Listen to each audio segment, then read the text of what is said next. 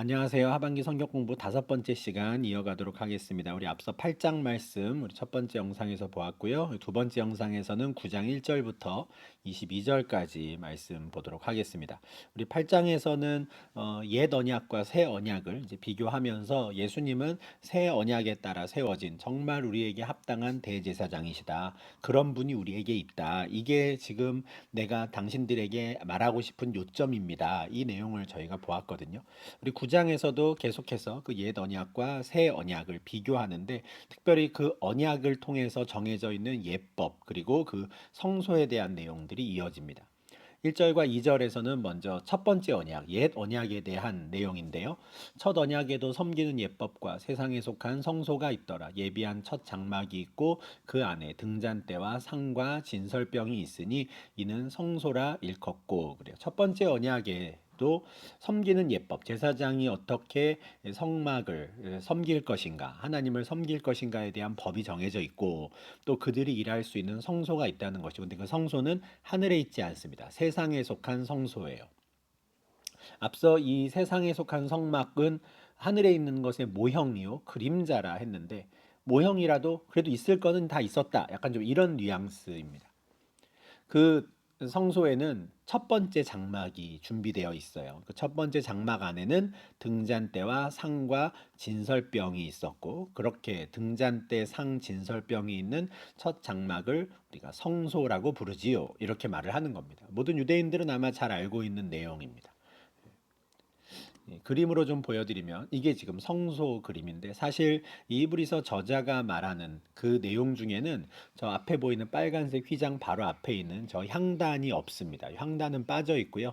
등잔대와 상과 떡이 있다라고 하는데, 등잔대는 요 앞에 왼쪽에 있는 그 7개의 촛불이 있는 역입니다. 하나님을 상징하고요. 빛이신 하나님, 하나님의 임재, 하나님이 그곳 가운데서 계속 이스라엘을 이제 비춰주고 계신다를 상징하고, 그 바로 맞은편 그 이 등잔대 앞에는 상이 있죠. 테이블이 있고요. 그 위에는 빵이 있습니다. 진설병이라고 하는, 진설되어 있는 빵, 떡이라는 뜻인데 12개가 있어요. 6개씩 이제 두 묶음으로 되어 있는데 12지파를 상징하죠. 그래서 빛이신 하나님 앞에 있는 이스라엘 12지파, 그리고 그들을 계속 비춰주고 계신 하나님, 이게 상징하는 구조입니다.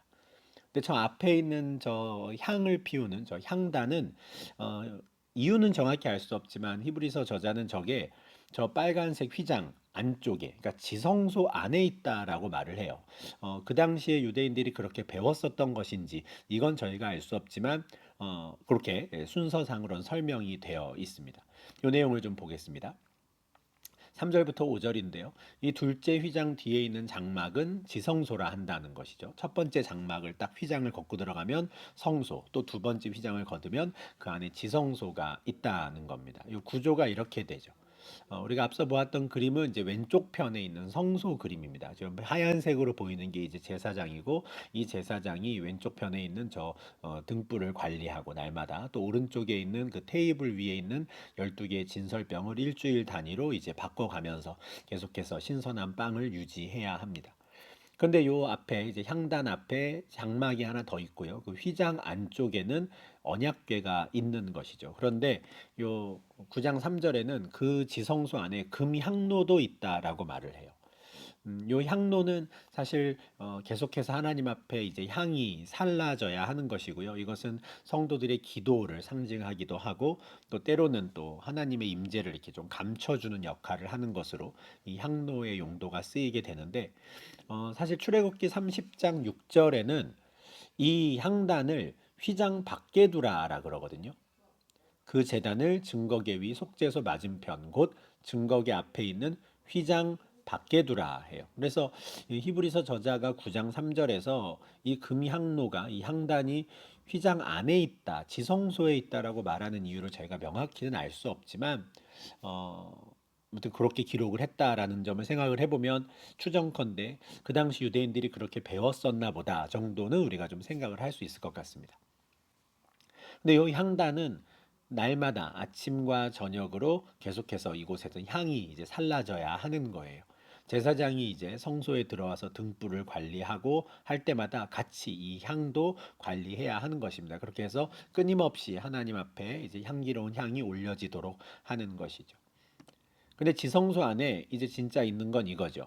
사면을 금으로 싼 언약궤가 있습니다. 그리고 언약궤라고 부르는 이유는 그 안에 언약의 돌판이 있기 때문에 그렇습니다. 하나님께서 새겨주신 그 십계명이 적혀 있는 돌판이 들어있는 궤라서 언약궤인 것이거든요. 출애굽기 25장 21절에서 하나님께서 언약궤 위에 속죄소를 얹으라 해요. 이 속죄소는 언약궤의 덮개 뚜껑이라고 할 수 있는데 그냥 단지 덮개 정도에 지나지 않고 속죄소라고 하는 특별한 이름을 붙여 주셨어요. 아마 그곳에서 속죄가 실제로 이루어지는 장소라는 개념인 것 같은데 그곳에서 하나님이 이제 말씀을 하시거든요. 그래서 하나님의 보좌를 상징하기도 하고 그 보좌 앞에서 속죄가 이루어지는 그런 하나의 재단과 같은 역할을 하기 때문에 그냥 그저 언약궤의 덮개, 언약궤의 뚜껑이라고 말하지 않으시고 속죄소라고 하는 정확한 이제 이름을 좀 붙여 주신 것 같습니다.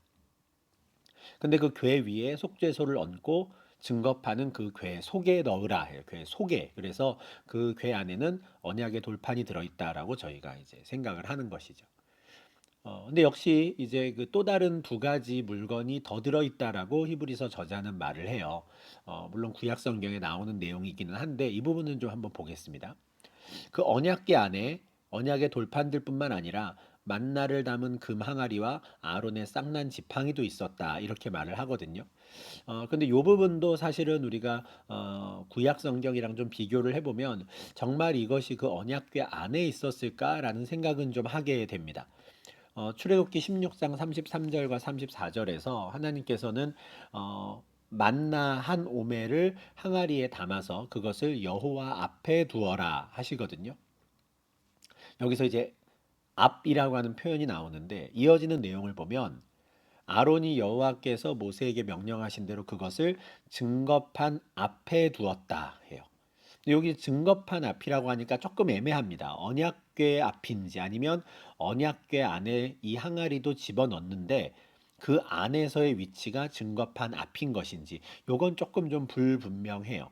그래서 만나를 담은 금 항아리는 어떻게 어디에 두었을까 이게 좀 우리가 고민이 되는데 어쨌든 증거궤 속이라는 말이 있는 건 아닙니다. 앞이라는 말이 있고요. 아론의 쌍난 지팡이 한번 보겠습니다. 이 쌍난 지팡이는 뭐냐면 앞서 만나를 담은 금 항아리는 하나님께서 이스라엘 백성들에게 이제 음식을 공급해 주셨다. 날마다 삶 가운데 하나님이 주시는 음식으로 이들이 살 수 있었다라는 걸 상징하는 이 물건이라면 아론의 쌍난 지팡이는 아론의 리더십, 그러니까 하나님께서 택하여 세운 자들의 리더십을 곤고히 하는 리더십을 확증해 주는 물건이었거든요. 아론에 대해서 리더십에 문제 제기를 했던 사람들이 있어서 하나님께서 그러면 너희들 지파별로 너희들 가족별로 대표자들의 지팡이를 언약궤 앞에 두어라.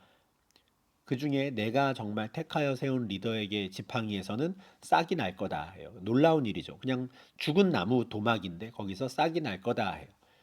그렇게 놓았더니 그 중에 아론의 지팡이에서만 싹이 났다는 것이죠. 그런 확인을 시켜주신 이후에 민수기 17장 10절에서 하나님께서 모세에게 이렇게 말씀하세요. 아론의 지팡이는 증거궤 앞으로 다시 갖다 놔라.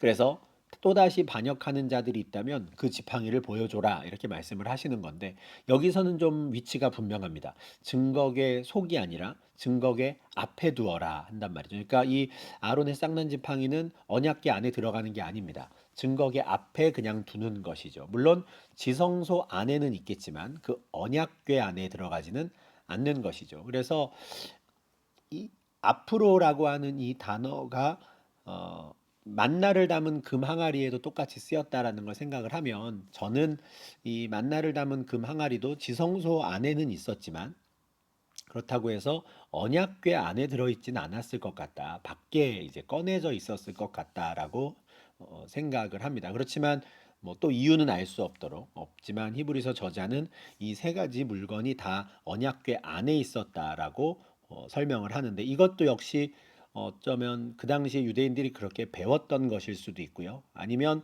그 출애굽기와 민수기에 있는 이 말씀들을 좀 폭넓게 적용을 해서 이 물건들이 다 언약궤 안에 있는 것으로 설명한 걸로 보입니다. 물론 저희는 지금 이거를 뭐 구체적으로 제가 이렇게 쭉 설명을 드리지만 유대인들 입장에서는 이미 잘 알고 있는 내용이거든요. 그래서 그냥 쭉 나열하는 식으로 그 성소와 지성소의 구조를 나열하는 식으로 지금 설명을 하고 있습니다. 그렇게 언약궤가 있고 그 언약궤 위에는 아까 말씀드린 대로 속죄소가 있는데 그 속죄소를 덮는 영광의 그룹들이 있다는 거예요. 속죄소를 덮고 있어야 돼요. 이 영광의 그룹들이라고 하는 자들이. 이 그룹이라고 하는 존재는 영적인 존재로 보이는데 천사랑은 좀 다른 것 같습니다. 하늘나라에서 일하는 이제 존재인데 천사랑은 좀 달라 보여요. 출애굽기 25장 21절 22절에서 하나님께서 언약궤를 만들고 그 안에 증거판을 넣고 그걸 위에 속죄소를 덮으라 한 다음에 그 속죄소 위에 두 그룹을 만들라 하거든요. 그러면 내가 그 속에서 그 사이에서 너희에게 말할 것이다. 이렇게 말씀을 하세요. 어떤 느낌이냐면 이 두 그룹이 지금 하나님의 보좌를 좀 둘러싸고 있는 느낌? 두 그룹이 하나님의 보좌를 보호하고 있고 하나님이 계신 그들의 보호 가운데 보호라 그러면 조금 이상하지만 그들이 그렇게 호위하고 있는 가운데 하나님께서 이스라엘에게 말씀하시는 이 그룹의 형상이 이렇게 되어 있거든요. 그 덮개 위에 속죄소 위에 이렇게 그 속죄소를 덮는 식으로 날개가 이렇게 덮는 식으로 그러면 요 두 그룹 사이에서 내가 말하겠다. 내가 있는 곳을 저렇게 딱 하나님이 지정을 해두시는 건데 제가 이 그룹은 좀 보좌를 호위하는 생물인 것 같다. 그런 존재인 것 같다라고 말씀을 드리는 이유가 요 창세기 3장 24절에 있는 이런 표현 때문에 그렇습니다. 아담과 하와가 에덴 동산에서 쫓겨난 이후에 하나님께서 에덴 동산을 그룹들에게 지키게 하세요. 천사들에게 이렇게 말하지 않으시고 그룹들에게 지키게 하십니다.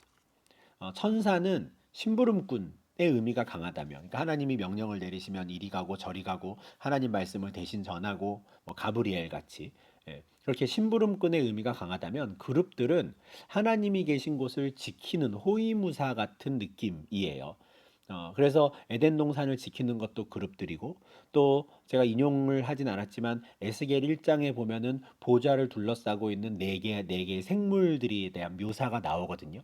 에스겔의 환상 가운데 본 거기에도 보면 보좌를 둘러싸고 있는 네 생명체들이 생물들이 나옵니다. 이들이 그룹들이 아닐까 싶은 거죠. 그래서 그런 점에서 속죄소에서 지금 하나님이 이스라엘에게 말씀을 하신다 그러면 역시 하나님이 계시니까 호위대가 필요하죠. 늘 따라다니는 겁니다. 그래서 그 그룹들이 그 속죄소를 덮고 있는 것 아닐까 이렇게 생각을 합니다.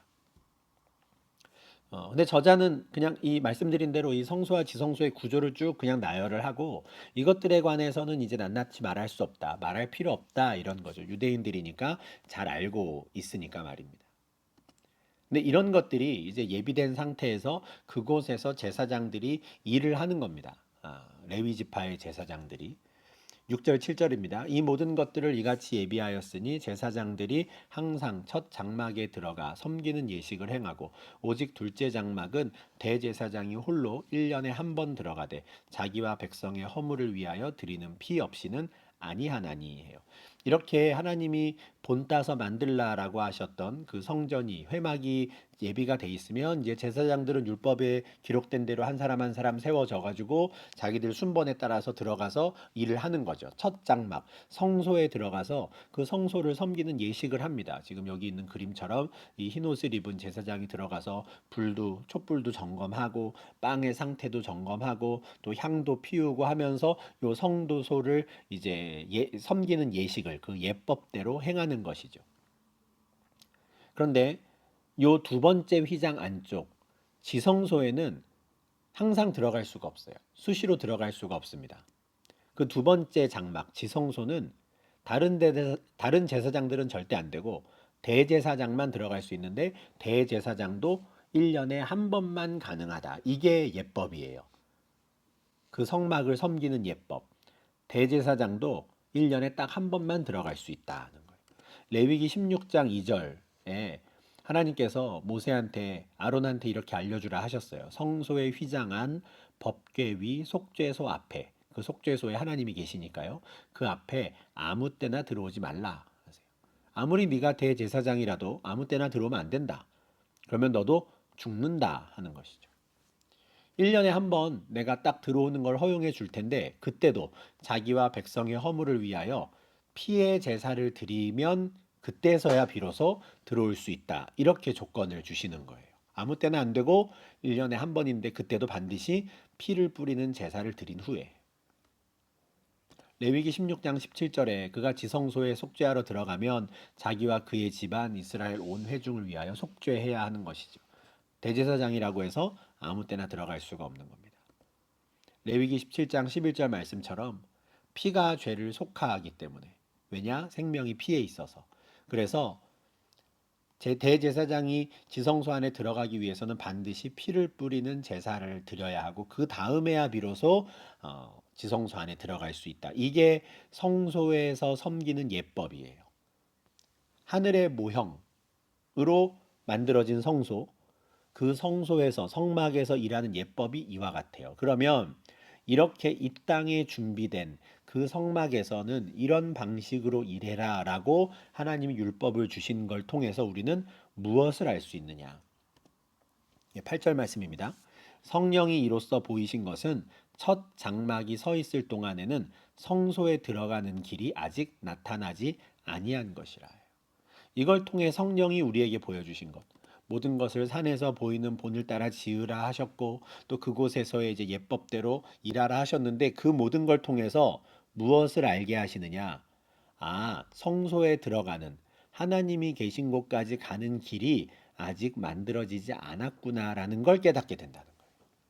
전 참 아주 통찰력 있는 말씀이라고 생각합니다. 이 히브리서 저자가 이 구약의 율법이 정해놓은 성소와 제사장의 역할의 한계를 아주 명확하게 보여준 거라고 생각해요. 우리는 그래도 1년에 한 번 들어가는 게 어디야 라고 생각을 하거든요. 은연중에. 1년에 한 번은 들어갈 수 있어 라는 이 말을 마치 우리가 하나님께 갈 수 있는 걸로 착각을 한단 말이에요. 근데 가만히 율법을 들여다보고 성막에서 일하는 예법을 가만히 들여다보면 아직 성소에 들어가는 길이 만들어지지 않았구나를 깨달아야 한다라는 거예요. 생각해 보니 그래요. 레위 지파라고 해서 들어갈 수 있는 것도 아니고요. 심지어 제사장들도 절대 못 들어갑니다. 대제사장만 들어갈 수 있는데 그것도 겨우 1년에 한 번. 그리고 그걸 들어가기 위해선 피의 제사를 드려야 돼요. 매번. 그 말은 성소에 들어가는 길이 없다는 거죠. 성소에 들어갈 수 있는 사람이 없다는 거예요. 이걸 깨달아야 하는 것이죠. 하나님이 계신 곳, 하나님이 계시는 그 속죄소 앞에 설 수 있는 사람이 아무도 없다. 이게 첫 장막을 통해 우리가 깨달아야 되는 점인 거예요. 로마서 3장 23절이죠. 모든 사람이 죄를 범하였음에 하나님의 영광에 이르지 못하더니. 이겁니다. 이와 같은 첫 번째 장막의 현재까지 우리 상태를 보여주는 비유다라는 거예요. 그러고 보니 저도 구약의 그 율법을 그렇게 생각을 하고 있었던 것 같아요. 야, 그래도 하나님이 이렇게 율법을 통해서 하나님께 갈 수 있는 길을 열어주셨네? 이렇게 생각을 하고 있었어요. 히브리서 저자는 그게 아니라는 거예요. 율법을 통해서 첫 장막을 보면서 우리가 깨달아야 되는 건 어느 누구도 하나님께 갈 수 있는 길이 열리지 않았구나를 깨달아야 되는 거죠. 오히려 반대로. 그게 현재까지의 비유라는 거예요. 우리 상태에 대한 비유. 아무리 그곳에서 예물을 바치고 아무리 율법에 따라 제사를 드려도 어느 누구도 지성소에 마음대로 들어갈 수 있는 사람이 없어요. 대제사장만 겨우 그 이스라엘 사람 전체 중에서 수십만 명 중에서 그냥 딱 한 사람만 겨우 1년에 한 번 들어가는 거예요. 왜냐? 율법에 따라 드려지는 제사를 가지고는 그 양심이 온전케 될 수 있는 사람이 없기 때문에 그렇습니다. 율법도 그림자요, 성소도 모형이기 때문에. 정말 진실로 우리의 본질을 바꿀 수 있는, 우리의 양심을 온전하게 할 수 있는 제사는 그곳에서 드려지지 않는 거예요. 오히려 율법이 있으면 할 말이 없어요. 우리의 양심이 깨끗하지 않기 때문에. 그냥 겉모습만 그럴듯하게 꾸밀 뿐이죠. 입을 다물 수밖에 없는 겁니다. 그래서 9장 10절에서 이런 것은 육체의 예법일 뿐이라고. 그냥 우리의 겉모습만 그럴싸하게 보여줄 뿐이라는 거예요. 먹고 마시는 것, 여러 가지 씻는 것, 다 마찬가지죠. 겉으로 보여지는 거예요. 무엇을 먹을까, 무엇을 마실까. 이거는 어, 정결한 음식이고 저거는 부정한 음식이고 그거 음식을 가려 먹는 걸 보고 야, 너 거룩하다. 그렇게 우리는 생각해요. 겉으로 보이는 게 전부니까. 그러나 그건 육체의 예법일 뿐이다. 유대인들은 정결 예식이 많았어요. 뭐 손도 씻고 뭐 많아요. 물로 씻는 것도 많고. 근데 그렇게 막 여지 부지런히 씻는 사람을 보고 너는 참 정결하구나, 의롭구나 이런단 말이죠. 그러나 그것은 다 육체의 예법일 뿐이에요. 반드시 개혁이 되어야 됩니다. 어떤 개혁일까요? 우리의 양심을 온전하게 할 수 있는 그 법이 나타나야 되는 거죠. 육체의 예법으로 그치는 게 아니라 우리의 속사람을 변화시킬 그 개혁된 법이 나타날 때까지 어쩔 수 없이 그냥 율법에 따라서 그렇게 그냥 그림자를 따라서 할 수밖에 없었던 거예요. 여전히 그거에 매여 있는 사람들은 먹고 마시는 것과 절기나 초하루나 안식일을 이 핑계 삼아서 그 새 법을 따라가는 개혁된 법을 따라가는 사람들을 비판해요. 그런데 그렇게 하지 말라는 것이죠. 골로새서 2장 16절 말씀이었습니다. 이미 히브리서 저자가 7장 12절에서 율법이 반드시 바뀌어야 된다 그랬어요. 율법이 개혁되어야 한다라는 것이죠. 우리의 속사람을 온전하게 바꿀 수 있는 그런 진짜 하나님 나라의 법이 필요한 겁니다. 그리고 그 법에 따라 참된 유대인이 세워지는 거죠. 진짜 유대인이. 로마서 2장 28절 29절입니다. 무릇 표면적 유대인이 유대인이 아니요 표면적 육신의 할례가 할례가 아니니라. 오직 이면적 유대인이 유대인이며 할례는 마음에 알지니 영에 있고 율법 조문에 있지 아니한 것이라. 표면적 유대인, 겉으로만 유대인인 거 이제는 의미 없다는 겁니다. 그건 모형인 법을 따를 뿐인 거예요. 육체의 예법인 것이 그거 말고 속사람이 달라지는 이면적 유대인, 정말 그 안이 달라지는 마음의 할례를 하는 사람들, 그 사람들이 개혁된 법에 따라 진짜 하나님의 백성이 될 수 있다. 개혁된 법이 뭡니까? 그게 새 언약이죠. 새 언약. 그 개혁된 법, 새 언약에 따라 하나님의 백성들이 세워지는 것이고 그 언약에 따라 그리스도께서 장래 좋은 일의 대제사장이 되시는 겁니다. 11절 12절입니다. 그리스도께서는 장래 좋은 일의 대제사장으로 오사 손으로 짓지 아니한 것 곧 이 창조에 속하지 아니한 더 크고 온전한 장막으로 말미암아 염소와 송아지의 피로 하지 아니하고 오직 자기의 피로 영원한 속죄를 이루사 단번에 성소에 들어가셨느니라. 그리스도께서 앞으로 있을 그 좋은 일의 대제사장이 되셨어요. 더 아름다운 직분을 얻으셨다라고 8장 6절에서 말씀하셨죠. 더 아름다운 직분을 얻은 이 진짜 대제사장은 더 이상 사람이 손으로 지은 장막에서 일하지 않습니다. 우리 앞서 보았죠. 손으로 지은 장막이 아니라 더 크고 온전한 장막. 이 지금의 이 창조 세계에 속하지 않은 장막. 요한계시록에 나오는 새 하늘과 새 땅에 세워지는 진짜 장막이죠. 거기서 일하시는 겁니다. 그거를 손으로 짓지 않으시고 주님께서 지으셨다 했잖아요. 어떻게 지으셨을까요? 부활하심으로 말미암아. 요한복음 2장 19절 21절에서 예수님께서 이 땅에 계실 때 종교 지도자들에게 너희가 이 성전을 헐라 내가 사흘 동안에 일으키리라 했어요. 사람들이 비웃었죠. 이게 46년 동안 짓고 있는데 너가 어떻게 사흘 만에 짓느냐 비웃었어요. 그러나 예수는 성전된 자기 육체를 가리켜 말씀하신 것이라. 예수님이 곧 성전이 되시고 예수님이 곧 장막이 되시는 거죠. 그래서 요한복음 15장에서 예수님께서 나의 안에 거하라 하셨잖아요. 내가 성전이니까요. 그러니까 예수님이 전부인 겁니다. 이 기독교 신앙에서는 예수님이 전부예요. 유대교에서는 제사장, 율법, 성전 다 따로따로입니다. 다 중요하다 그래요. 그런데 기독교 신앙은 예수가 전부예요. 왜요? 예수가 제물이 되셨고 예수가 곧 성전이시고 예수가 곧 그 성전에서 일하는 대제사장이시거든요. 예수가 곧 하나님의 장막이에요. 그리고 그 장막 안에 하나님의 백성들이 다 들어오는 거죠. 그곳에서 임마누엘 하나님과 함께 사는 겁니다. 예수가 전부인 것이죠. 어떻게 그렇게 가능하셨냐? 그 일을 하셨느냐? 오직 자기의 피로 영원한 속죄를 이루심으로 그 일을 하셨습니다. 예수님께서 우리의 대제사장이 되신 건 염소와 송아지의 피로 하지 않은 일이에요. 오직 자기의 피로 영원한 속죄를 이루사 단번에 성소에 들어가심으로 스스로 장막이 되셨고 스스로 제물이 되셨고 스스로 대제사장이 되어 주셨습니다. 그 일을 이루셨을 때 다 이루었다라고 선포하셨고 저 휘장을 찢으시고 휘장 안으로 들어가신 것이죠.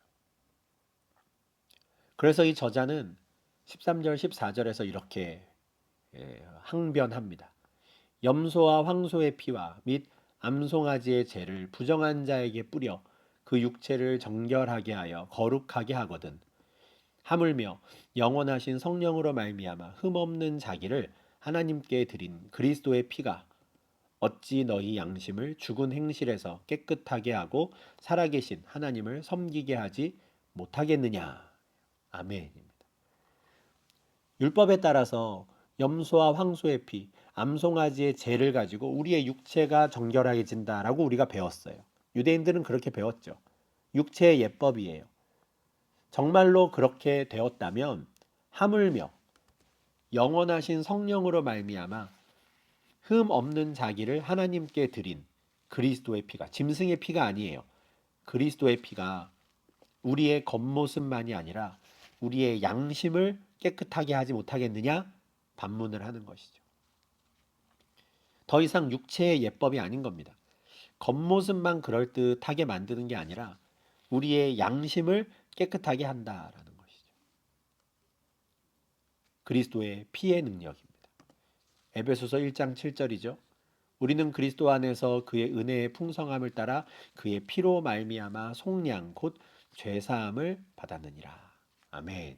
그리스도 피의 능력으로 우리는 겉사람만이 아니라 우리의 속사람을 온전케 하는, 속사람을 깨끗하게 하는 은혜를 받는 것이죠.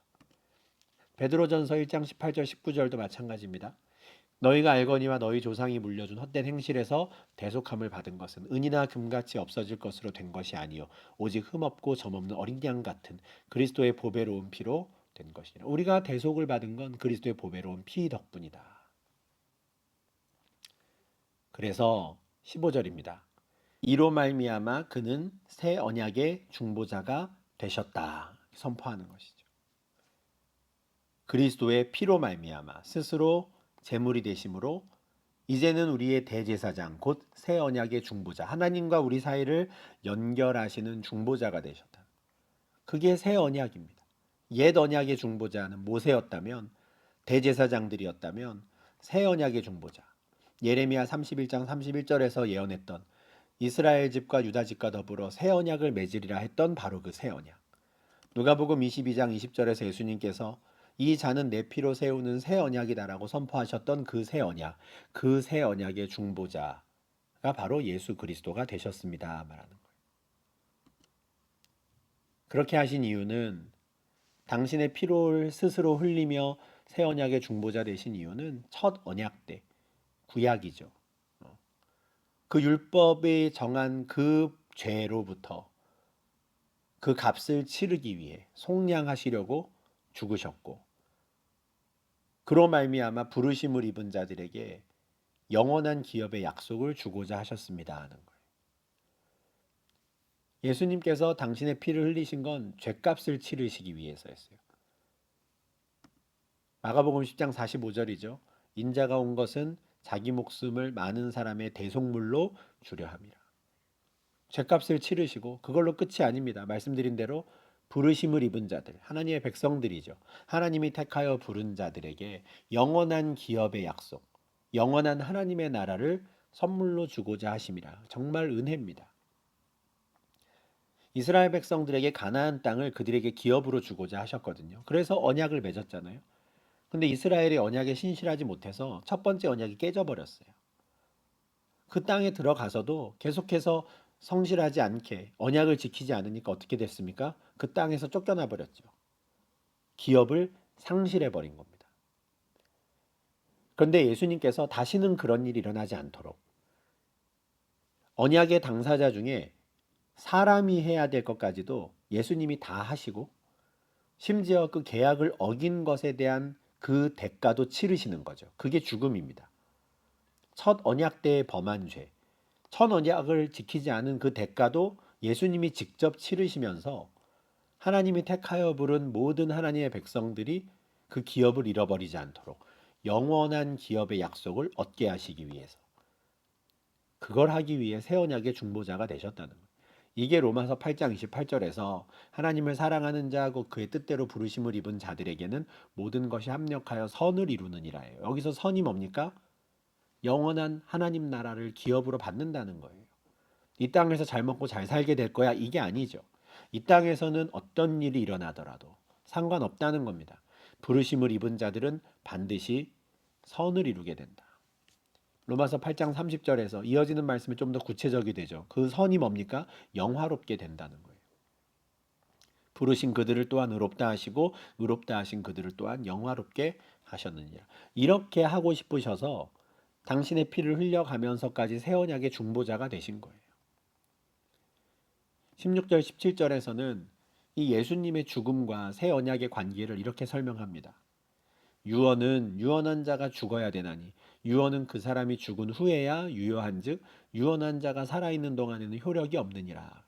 제가 이제 슬라이드에서 못 보여드리는데 성경책에 9장 16절 17절 보시면 유언이라고 하는 단어 앞에 이제 숫자가 있을 거고요. 그 숫자에 해당되는 성경책 밑에 이제 각주를 보시면 헬라어로 언약 이렇게 돼 있을 거예요. 원래 헬라어로는 언약이라는 단어랑 같은 단어다 하죠. 그러니까 그리스어로 헬라어로 유언이라는 단어랑 언약이라는 단어가 같아요. 여기에서 좀 착안을 해가지고 예수님이 새 언약의 중보자가 되기 위해 왜 피를 흘리며 죽으셔야 했는가를 설명하는 거예요. 유언 한번 생각해 보십시오. 유언을 미리 작성했더라도 효력이 없습니다. 그 유언장이 언제 효력을 발동합니까? 그 사람이 죽으면. 살아있는 동안에는 유언은 효력이 없습니다. 그래서 언약도 죽음 이후에 누군가가 피를 흘린 이후에야 비로소 효력이 발휘됩니다. 이렇게 지금 예를 들어서 설명을 하는 겁니다. 첫 언약, 옛 언약도 마찬가지였다는 거죠. 18절 말씀입니다. 첫 언약도 피 없이 세운 게 아니다. 어떤 짐승의 죽음으로 말미암아 그 효력이 발동되었다는 거예요. 모세가 율법대로 모든 계명을 백성들에게 말한 후에 송아지와 염소의 피 및 물과 붉은 양털과 우슬초를 취해서 그 피를 찍어서 두루마리와 계명이 적혀 있는 두루마리와 온 백성에게 뿌렸다 하는 것이죠. 짐승의 피가 뿌려짐으로써 피가 어떻게 만들어졌겠어요? 짐승이 죽은 거죠. 그 죽음으로 인해 이 언약이 효력을 발휘했다라는 거예요. 하나님이 너희에게 명하신 언약의 피다라고 선포되는 순간 효력이 발동됐어요. 이 효력이 발동되기 전까지는 비록 언약이 두루마리에 적혔더라도 효력이 없는 것이죠. 죽음 이후에 모세가 그 피를 가지고 백성들에게 뿌릴 때 효력이 발동되지 않았느냐. 마찬가지로 새 언약도 예수 그리스도의 죽음으로 말미암아 예수께서 피를 뿌리셨을 그때의 그 효력이 발동됐다라는 거예요. 22절 말씀입니다. 율법을 따라 거의 모든 물건이 피로써 정결하게 되나니 피 흘림이 없은즉 사함이 없느니라. 피 흘림이 없은즉 사함이 없어요. 피가 뿌려져야 정결하게 돼요. 피 흘림이 없은즉 사함이 없어요. 왜냐? 언약이 발동되질 않으니까요. 그런데 그 언약을 발동시킨 새 언약이 효력을 발휘하게 만든 그 피는 어떤 피입니까? 영원하신 성령으로 말미암아 흠없는 자기를 하나님께 드린 그리스도의 피이죠. 그러니 이 피로 말미암아 효력이 발동되는 새 언약은 더 좋은 언약이 되는 겁니다. 우리의 겉모습만이 아니라 우리의 속사람을, 우리의 양심을 온전하게 할 그런 언약인 것이죠. 그래서 우리에게 있는 대제사장은 정말 저 하늘에 있는 진짜 장막에서 일하시며 당신 스스로 제물이 되시고 당신 스스로 장막이 되시며 당신 스스로 대제사장이 되어 주셔서 우리를 온전케 하시는 분이다. 이런 분이 계신데 왜 유대교로 돌아가시려고 합니까? 가지 마십시오. 그 옛 언약은 이미 다 끝났습니다. 새 언약이라고 말씀하지 않으셨습니까? 이제 새 언약 백성으로 이곳에 남아 계십시오라고 지금 고민하고 있는 유대교와 기독교 사이에서 갈등하고 있는 그 유대 그리스도인들을 붙잡고 있는 겁니다. 우리에게는 이미 이런 좋은 대제사장이 있다는 걸 꼭 말씀드리고 싶었습니다. 이게 내 요점입니다. 라고 8장 1절에서 말했듯이 정말 간절한 마음으로 예수 한 분으로 충분합니다. 충분한 게 아니라 오직 그분만이어야 합니다. 라는 걸 말하고 싶었던 것이죠. 이 율법이 또 이 성막이 우리가 드리는 제사가 이 땅에서 드리는 것들은 다 저 하늘나라에서 이루어지는 것의 그림자다, 모형이다 하는 거에 대해서 이제 또 10장에서 계속 이어서 갈 텐데 그 내용은 저희가 이제 다음 주에 보도록 하겠습니다. 오늘 이 말씀을 통해서 우리가 정말 다시 한번 대제사장 되신 예수 그리스도를 기억할 수 있으면 좋겠고 우리가 예수님 외에 다른 어떤 것도 필요하지 않다. 오직 예수가 전부다라는 것 이것을 우리가 꼭 기억하는 이번 성경 공부 이번 시간이 되면 참 좋겠습니다. 예, 오늘도 두 영상 함께 하시면서 오랜 시간 같이 말씀 묵상해 주셔서 감사하고요. 우리가 말씀을 또 잘 붙잡고 적용하며 살아갈 수 있으면 좋겠습니다. 오늘 하루도 수고 많으셨습니다. 감사합니다.